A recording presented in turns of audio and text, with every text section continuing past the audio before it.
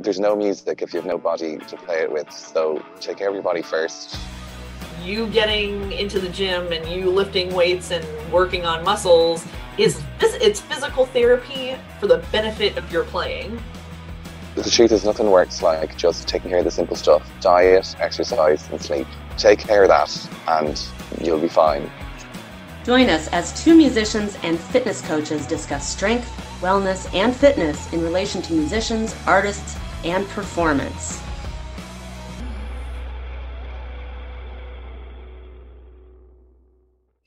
Hello, and welcome back to the Tuned and Strong podcast. I'm your host today, Angela McHouston from Music Strong. My schedule has not aligned with my co-host schedule lately, thanks to Army and life. And, both of us, it has not been conducive, and it's totally fine. But that's why I'm going to come at you today with a solo episode. And hopefully this will be somewhat shorter than our normal. There's been some things that happened today on the interwebs that really got me thinking. And in this podcast, we don't just talk about physical fitness. That's what it started as, but really there's so many aspects to fitness as a musician that you have to deal with. Your mental resiliency, mental health, mental fitness, your spiritual fitness, your emotional fitness, your business fitness, honestly. Because if you are a musician, you are in business for yourself, even if you have a full-time job, because more than likely you also have a day job, or you teach, or you are doing something else on the side. Now, that's not the case for everybody, but for most musicians it is, and that's who I'm talking to here. And I remember this is something that we've talked a lot about, and I've talked to a lot of musicians and said, if you could design your own college course, your own college program, what would you change? What would you take out? And what would you implement? And a lot of what we hear repeatedly is, where are the business courses? Do we really need 4 semesters of class piano and class voice and instrumental techniques and my gosh, like 8 million semesters of theory and oral training? Can we not condense some of those down into one year? I don't need 4 years of theory. I'm sorry, I don't. Yes, I have performance degrees, and I want to say like 13 semesters of theory. You know how much I use? Like almost none. Like seriously, my brain, this tangent here, my brain does not allow me to play by ear very well. I struggle with it. I've always struggled with it. I can sight read, but playing by ear is not the thing. And I don't care how much theory you get me. That's the one thing like I got C's in. Same with math. They're related, and you can't force me to get it. I've tried. It doesn't work. And I'm not going to use it. Have I used it? Not really. I mean, yes, I have used some of it. But like, do I need years and years of it? No, I didn't, because I'm not composing. Now, that should be something that should be an option. But, conducting, I'm glad I learned that. But there were tons of classes I thought were fun. They were nice to take. Some were like the recording techniques class. Why was that only 1 semester? Why was improv only 1 semester? Honestly, if I were going to change what we do in a college curriculum, I'd take out a lot of theory. And I know that's going to tick some people off. Sorry. But we don't. If you're a performance major, I think after year 2, it should all be elective. You should be able to cover literally everything you need realistically in 2 years out of a 4-year undergraduate degree. Oral training, 1 year. Max 1 year. Class piano, 1 semester. Then we had recording techniques, at least a whole year. Improv, at least a whole year. If you have to take, core classes like science, you should be able to take physics. Acoustics of music is what you should be taking. You don't need geology and biology and all that are nonsense. You learn that in high school. You don't need to be taking American history and English and math and all that other crap. You should have learned that in high school. Get rid of all that.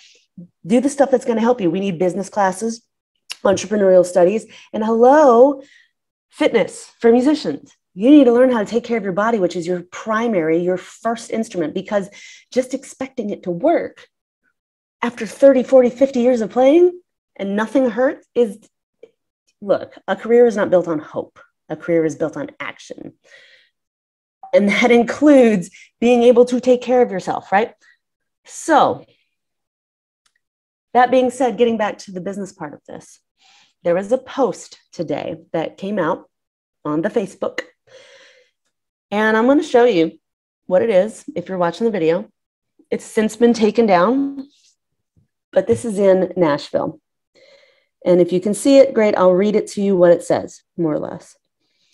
But let's just say there's a major corporation. And number one, I don't have anything against major corporations. At some point, I would like to be a corporation. I'm an LLC, which is a limited liability corporation. I don't have any problem against growing big and serving a lot of people. I can't do that as a solopreneur. I don't have a problem with it. I do have a problem where you devalue musicians and you freaking insult us. This is what the post said. Artist interest application, Kendra Scott, Fifth+Broadway. Kendra Scott is a jewelry company, I guess. Fifth+Broadway is a new place in Nashville. Broadway is the main strip downtown where, quite frankly, there's tons of music pouring out of everywhere, and the talent in Nashville is just insane. If you haven't been, come on. We'll show you a good time. But at this point, the locals don't go there anymore. It's mostly tourists, which is fine. But who do you think plays there? Who do you think? Anyway, this is what it says. We are looking for artists to play at our brand new Kendra Scott Fifth+Broadway location. There's a small stage, stool, with one mic and one guitar plugged in. Okay, this is where it gets infuriating. As a corporate retailer, we are unable to pay for performances, but can gift one piece of Kendra Scott fashion jewelry. Okay. Also, as a retailer, we are not permitting performers to collect tips and or have any mobile payment info displayed, i.e. Venmo or Cash App. You are welcome to display your own marketing. We are requesting the artists we invite to play covers of well-known songs to keep the audience engaged. Starting out, each set will be 12 to 1:45 p.m., 2 to 3:40. In other words, an hour and 45-minute set, almost 2-hour set for free, no tips, but they'll give you a freaking necklace or a mood ring or like, really? Like, really? Where do you get off? You are a billion-dollar company and you're not allowing us to have tips. Also, you expect us to do it for free. Let me break this down, Kendra Scott.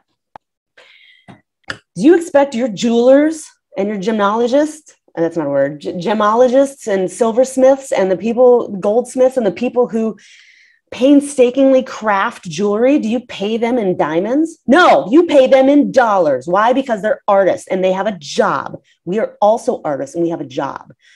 And that doesn't come free. You couldn't do it. If this is what you want, why don't you just put karaoke outside and let the tourists have a go? Why don't you put on a Spotify playlist, which also doesn't pay musicians very well? Why don't you just put on a playlist? This is not okay. And something that really bothers me is that there are going to be people in Nashville who will take this gig, which perpetuates the issue. It makes it worse and furthers it because there will always be someone who will play for free. My fellow musicians, it is time for all of us to stop playing for free. Exposure doesn't pay the bills. And yes, it does later. But even as a kid, you deserve to be paid for stuff. Even as a student, you deserve to be paid for stuff. And as Lee Pearson, who I love dearly and we had on the show, said, it starts with the teachers. And it's time for the teachers to change their mindset and start promoting the fact you do not play for free. You are in school, you are taking lessons, you are furthering your art and your craft and your genius and your ability and your talent, and that you are paying for. And you should be compensated in return for, because not everybody can do this. You have a very specialized set of skills. I'm sorry, your mood ring or your bracelet or your rock on a rope around the neck doesn't pay rent,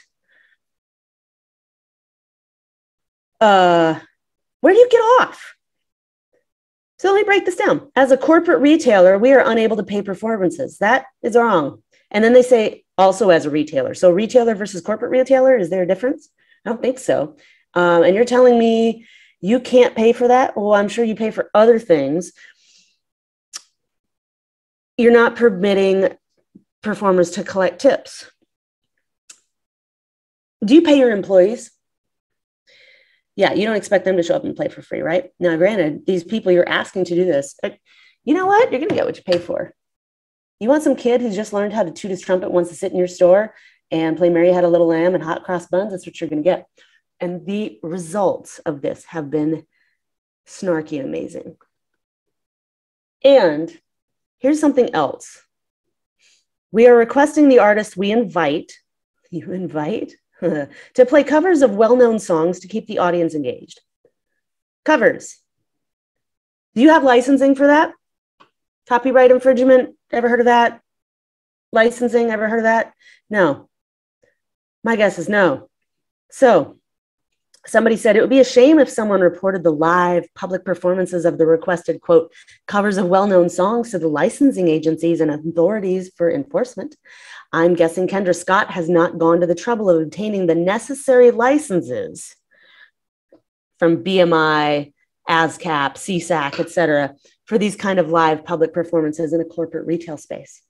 So that means if you think you can get away with it now, have you done it before? And if you've done it before, that means you owe musicians money.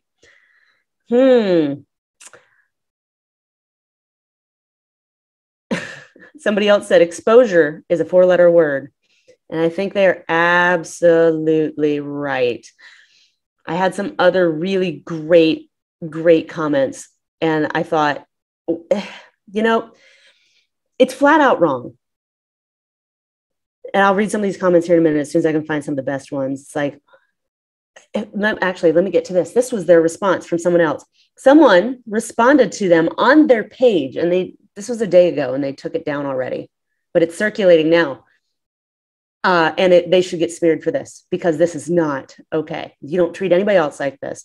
When somebody said, I wonder if the photographer that took this picture got paid. I mean, they don't want to pay the musicians they're asking to perform at their Nashville location and not even allow them to accept tips or perform original music. So I'm assuming, like, does no one get paid for working for this company? By the way, they're a $1 billion company if you haven't looked it up. Just wondering if all your contractors are just gifted a piece of jewelry. I mean, I'm sure they can pay their rent with that. If you want music in your stores, pay the musicians. Do better. Kendra Scott responds, thank you for taking the time to express your concern. The post that was shared has since been removed and the contents and statements included were inaccurate. Were they? At Kendra Scott, we support all artists, including emerging artists. To date, we have compensated our partners either financially or via trade when mutually agreed upon. So they have done this in the past. So I hope BMI and CSAC and ASCAP and all them, and the union, they all come down on them and like get them for the money owed for these musicians. This is not okay. So people are like, sure, I'll be there, but I'm gonna play, you know, only certain things. It's it's just amazing what people say, because to play this music, you have to have a license to be able to play that. But here's what I want to go back to. This is flat out wrong. And this perpetuates the problem of musicians in Nashville playing for tips. I know we've said that on this podcast before, but if you come to Nashville and you hear the incredible talent of musicians here, and here's the thing, guys, when you come to Nashville, it's Music City, USA for a reason, right? Everybody comes to Nashville. So if you had talent in your town, your talent has got to be at the top of the list when you get here, because just even the songwriters that are not looking to perform, a lot of times their vocals are incredible on top of their songwriting skills. It's just another level out here. But yet people on Broadway, they play 4-hour sets with maybe one break, maybe two. I know a lot of musicians who play 2 to 3 sets a night. That's 8 to 12 hours a day with 3 breaks and no pay. And no pay. What I was told by someone I kind of dated for a hot second is that basically these musicians just use Broadway as a holding ground, and until they get the gig with the major artist and go out on tour. And then when the tour ends, if they don't have anything else lined up or they haven't been snatched up by somebody else, they go back to Broadway until they land the next gig or session or tour or whatever. And they play for free. They play for tips. I mean, that's worse than waitressing and being a server, where they get paid $2.13 an hour. I mean, I did it forever ago. So this post right here perpetuates the problem of musicians in Nashville playing for tips. It is high time we rise up as a musician community on the whole and say enough is enough. It's not enough to just say no to the gig and turn them down. You have to start sharing stuff like this and telling other people this kind of thing and saying why you're not going to play for free. We are artisans, just like jewelers. We can't pay bills with a necklace. We do not play for free. I don't care if it is a hobby. How much time, experience, and money did it take you to get there? Never mind. Nashville in particular, $30 to $60 to park for an hour, because they can charge that and the tourists will pay it. So now there's no free parking.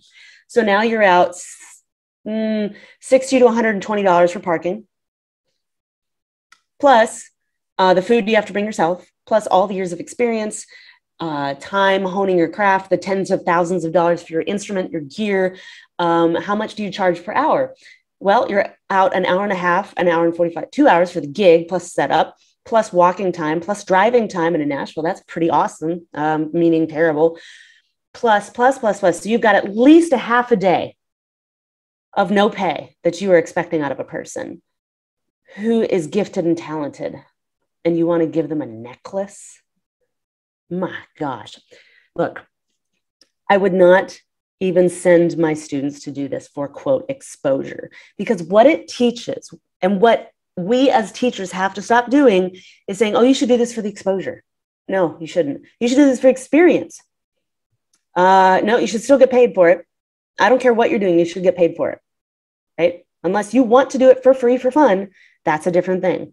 But no, we have to stop sending our students to do something for free just so they get the exposure or the experience. No, we don't. No, we don't. Because it teaches them that music is not a viable career option. Music is not viable on the whole, that it's not important, that they are not, it teaches them that they're not worth being paid. It teaches them nothing positive. What positivity could come out of this experience, especially if you're sending a student to do this? If you want to play for free, get a recital. And I don't even like saying that, because I think that is an untapped market where you can travel around to different schools and different venues. And why, if we want classical music to not die, we are in charge of that. Stop focusing on the symphonies to do everything for us, right? Are you out there promoting yourself, or are you waiting for someone to do it for you? You can't do that for free, right? So do you gig around town? Do you do it for free? Probably not. What about if you have a whole, I gave a recital a few years ago at a school, and I didn't charge for it. I should have, but I did it just for fun. And I had my students come, and, it was good for them to see their teacher play. But who says you can't do a tour? Who says you have to be backed by a major label of any sort or a major brand to become a touring recording artist?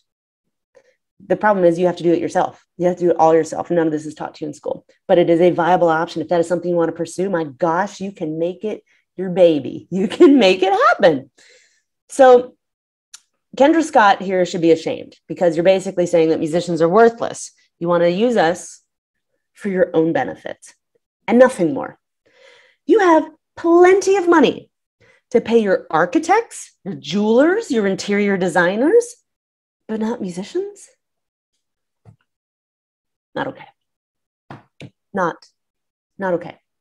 And I would encourage you to contact BMI, CSAC, ASCAP, anybody who has any contact to any licensing agency, and have them inquire into Kendra Scott. Have you done this before? You might have. And what somebody told me is they have an entrepreneur center for the arts. They're trying to focus on women musicians, or not women musicians, women. Let me look this up. This is at UT Austin. I don't know if there's any kind of correlation at all because, you know, Nashville and Austin are in different places. But what this person told me is that Kendra Scott, there's a Kendra Scott entrepreneurship department at UT Austin that they're trying to teach women about entrepreneurship. It started with a focus on the arts, but they have no idea what they're doing. And this person, I'm not going to name any names, okay? But this is important to know. She said, this person said that she was fired from the entrepreneurship program at UT because the director didn't like her. I was hired on a 3-year contract, and she fired me in 3 months. She fired me 3 months in because I refused to be her personal assistant, and I challenged her on the curriculum. I was like, we have to meet artists where they are and help them see the value of this skill set and mindset. And the director was like, well, we just need to bring in guests who work in tech, and artists will see the light and move into creative careers in tech. And this person says, Kendra is aligned with that second viewpoint. The director has never been in the arts. She was a tech founder and a venture capitalist, and teaching at UT is her pre-retirement plan and, quote, fun. This is also not okay. So I'm going to call out higher ed here. Do better. Do better. Frickin' do better. It is high time. It is high time we do better. Look, there is no excuse for this. You want to support the arts by getting out of the 50s and getting into the 2020s, okay? We're all entrepreneurs. We need certain skills. You need to start preparing us for real life, real jobs, right? And this whole situation here where you just use us, no, musicians, we deserve more than to be used. It's just so, I just don't even have the words. I'm so mad about this.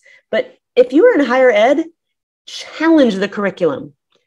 Make friends with the dean. Make friends with the faculty and the staff and people in higher up. I'm not saying go in and make a ruckus and make yourself like, you know, a problem, because you need your job too. I get it. But we need to be challenging the status quo, because the status quo, how many people graduate with a college degree right now and don't get a job in whatever field? What's the point of going to college if it doesn't teach you to do anything? What's the point of going to college for a music degree if you're just going to work for Pepsi or Dell or do some IT job or something completely different? What's the freaking point, right? It's time for us to stop sitting around waiting for somebody else to do it. It's up to us. There are very few faculty and a ton of musicians, okay? There needs to be more jobs for us. And what are they preparing for? I don't think they're preparing us for much of anything. And then they expect really, really high levels of us. But then when we get out, there's no place for us to play but community band if you don't get a full-time job, which is also a bunch of bull. Where y'all are listening to this, where are my high-level wind bands and orchestras, quote, community orchestras that are not full-time but play the hard stuff, you know? I hate to think that the zenith of my career or anyone's career was college and then you're just left to rot. You know what I mean? I mean, it's just not okay.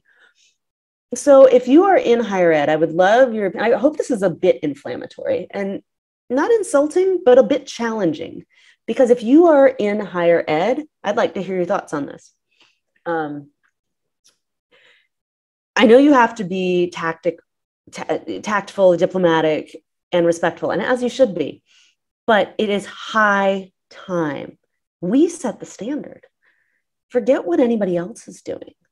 Why are we still living in the 50s where we think you have to either, if you go to college for music, you either have to teach or be in an orchestra? Those days are so gone. They were gone well over 70 years ago. Come on. What about recording? Now, granted, here I'm in Nashville and there's a whole ton of recording going on, but I mean, You're not taught how to become a session musician. I remember being in school and asking everybody I could find, and I didn't really get any answers. It was all like, who you know? Well, teach me how to network. Don't just say, get a business card. At this point, business cards are almost obsolete. You need to find a way to tap the QR code on your phone or tap your business card on somebody else's. You need to understand, you need to know business. I took a business etiquette class in college for fun, and it was hugely helpful. I think everybody should take one of those. I think you need to teach people how to network, how to be in the recording industry, how to make a budget, how to make your own recording, or how to set up a studio, how to do a tour. My gosh, how many people actually want orchestra jobs? What if you taught people how to found an orchestra, how to run one, how to be a librarian, instead of it all being stuff on the side that you don't make any money for? Get out of the dark ages. Teach people. There's so many aspects to being a musician that these two little tiny subsets. We keep hearing about orchestras that are filing for bankruptcy because they're not meeting people. Well, why don't people found new orchestras? If old orchestras are going to change, why don't we found new orchestras? Hear me out. That play things people want to hear. There's nothing wrong with that.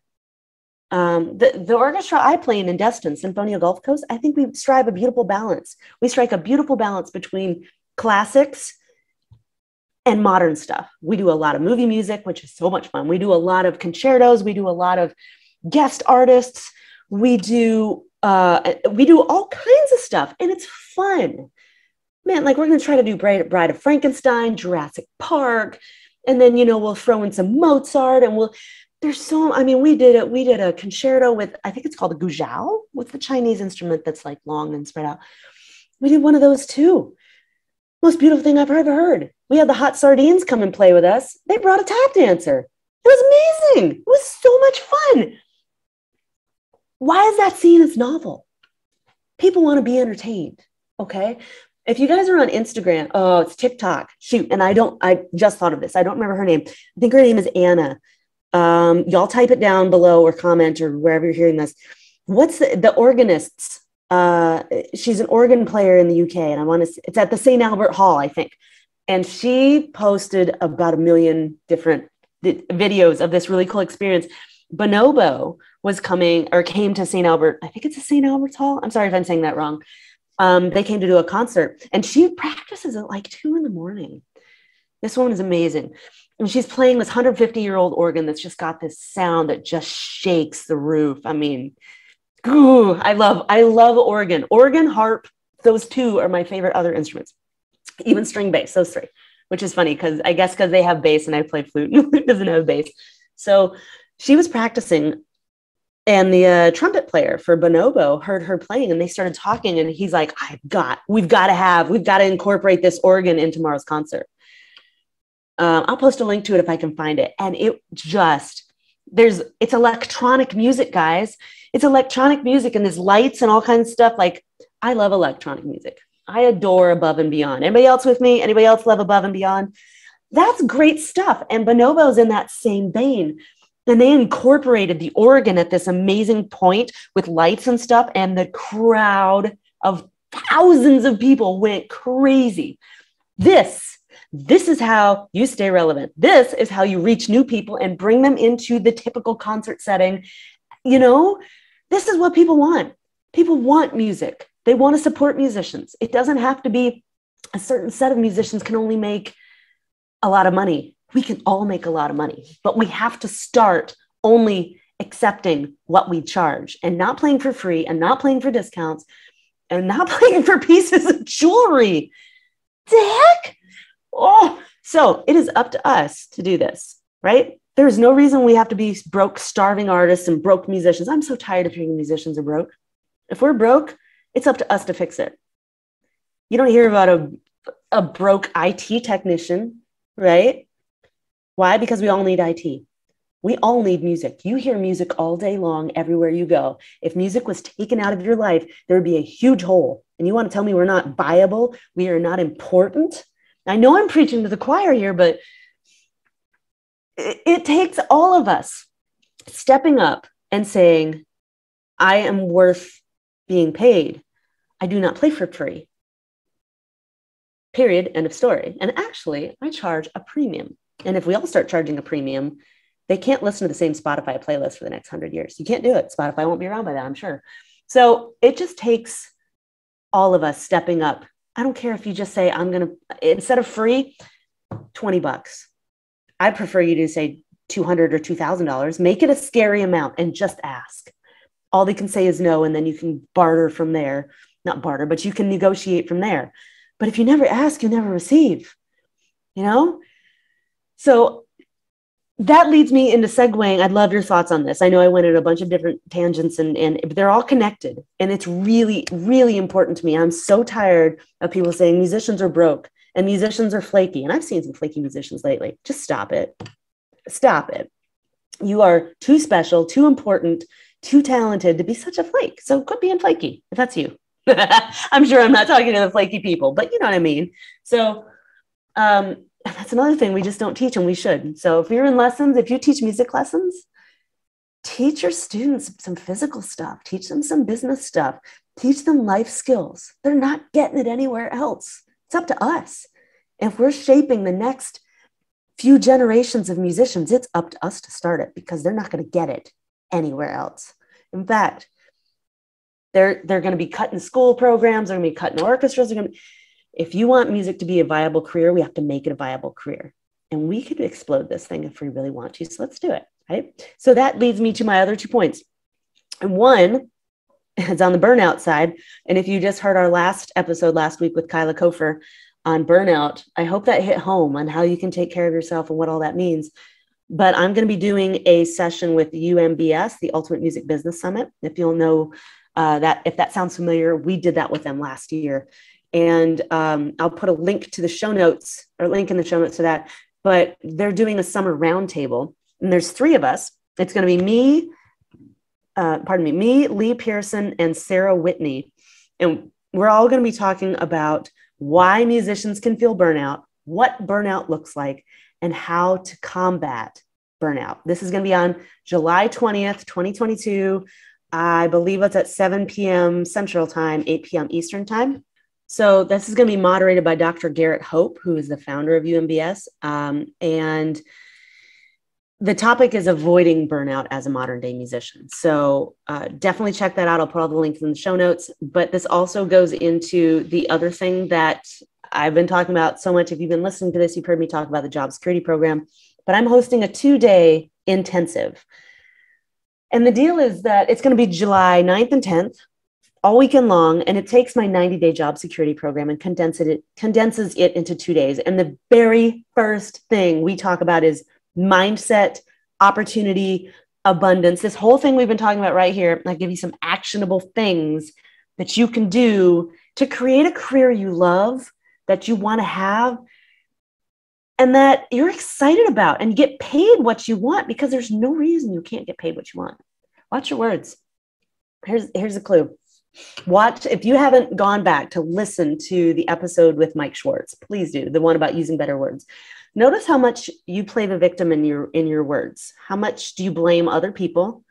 How much do you say, I wish, I want, if only, I'm trying? I hate that one.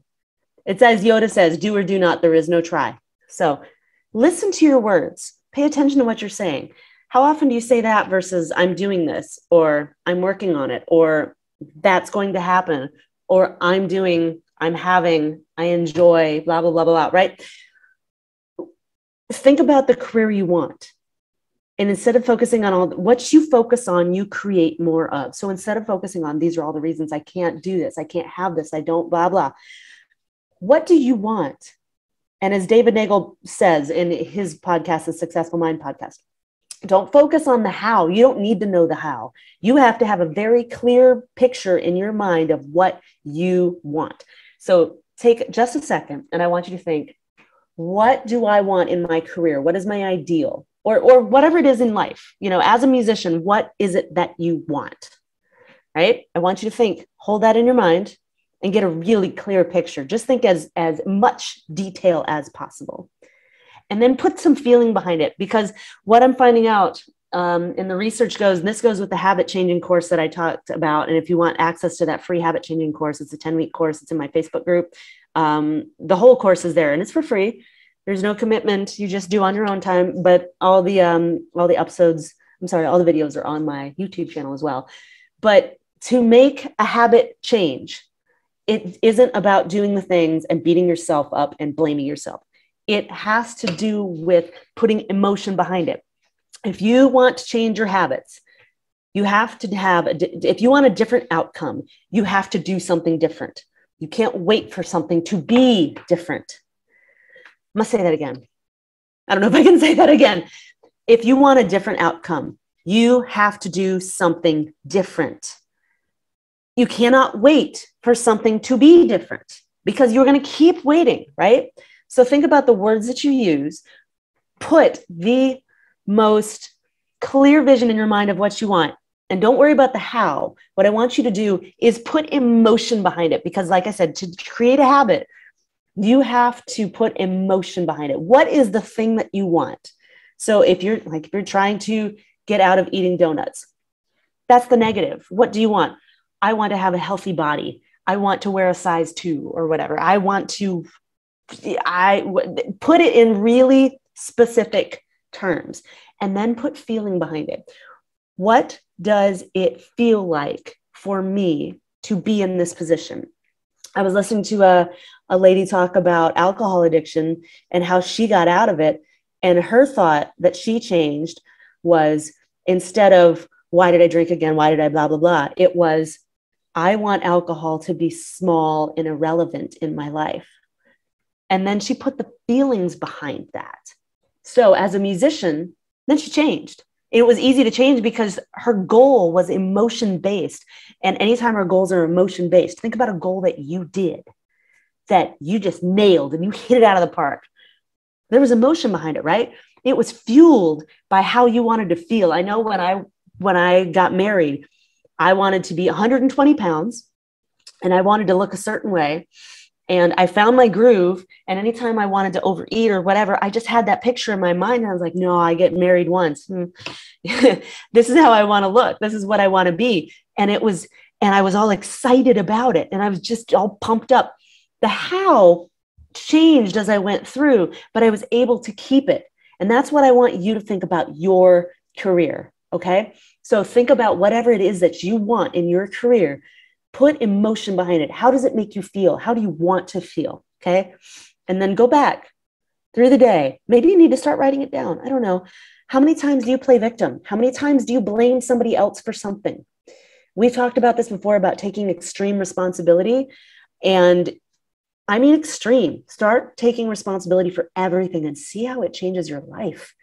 It's so easy to say, well, this happened, so I couldn't. Well, I'm late because of this.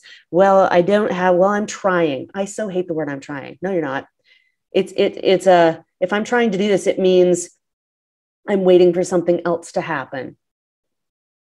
Usually, right? Okay, so I'm going to get on this talent. I'm going to stop this tangent here. But I would love for you to come join me in the 2-day intensive. It's July 9th and 10th. And hopefully get this out here really quick because we get a $500 discount up until a few days before. And you get all the recordings, all 2 days. We go over your mindset. We change it from lack to abundance and opportunity. We increase your body awareness.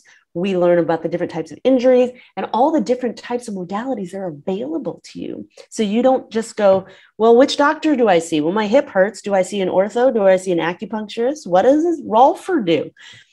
All these different things. And then we teach you anatomy, the anatomy you need to know. Not every bit of the anatomy, that's just too much. But we teach you the anatomy you need to know as a musician to keep your body healthy and keep your students strong, healthy, and knowledgeable. And then we learn how it works together, how you get muscle compensations and postural distortions from playing your instrument. And then I teach you exercises. And by the end of 2 days, you're going to know how to put together an instrument-specific workout for yourself, for your students, for your colleagues. And you can become that authority in their life and that go-to person that knows what to do and how to do it. Okay. So I want that for you. So I'm going to put the link there in the show notes. It's musicstrong.com/2-day. That should help. But please leave your comments below. I know I talked about a whole lot of things, but it's time, guys. I'm looking at you. It is time. It is time for me and you to stand up and not just say, no, we're not playing for free. To stand up and tell people we're not playing for free. And come together and teach people musicians do not play for free. We are not at your beck and service, at your call. We're not your slaves. Okay. Love to hear your thoughts on that and the curriculum and all the other stuff I talked about. Till next time, please like, share, and subscribe to this. Share with a musician you think needs to hear this. Have a great day. Hey musicians, did you know that up to 90% of musicians will experience playing-related pain or injury over the course of their career? How many hushed conversations have you heard about a lingering, quote, shoulder pain or a weird tingling in your fingers? Or maybe low back pain or a crampy weakness, or maybe you or your colleague just says, I just have to get through the gig. And you watch them pop Advil like candy, maybe flush it down with whiskey. How many times have we seen something like this? So many, right? Well, it's time we start talking about our struggles, our pain, our frustrations in a private space where we don't just complain and mobilize and blindly stretch, but we learn how to strengthen our muscles, our career successes, and build each other up. I've got a brand new program that combines all of these things, and I want you to be a part of it. It's a community, not a workout. It's a community with group coaching and great content that in 12 weeks will have you understanding more about your body, what you need, and how you work so you can avoid that career-threatening injury. The 3 things that musicians don't want. We don't want to be injured. We don't want to have a lack of stamina. And we don't want to be clueless. AKA, when you hurt, who do you go see? Just a, quote, doctor? Well, this program addresses all of those things. You're going to walk away with an immense knowledge of who to see. You're going to be empowered because you're going to know what to do should you ever get injured, or should you have a colleague that gets injured. You will be able to actually offer appropriate advice. You're also going to learn about the body and the anatomy as it relates to playing your instrument and your own anatomy. And then you're going to learn how to build not just your strength and endurance, but you're going to learn how to design your own corrective exercise program. So I hope you will join me in this new program. It's called the Music Strong Pilot Program, Job Security for Musicians.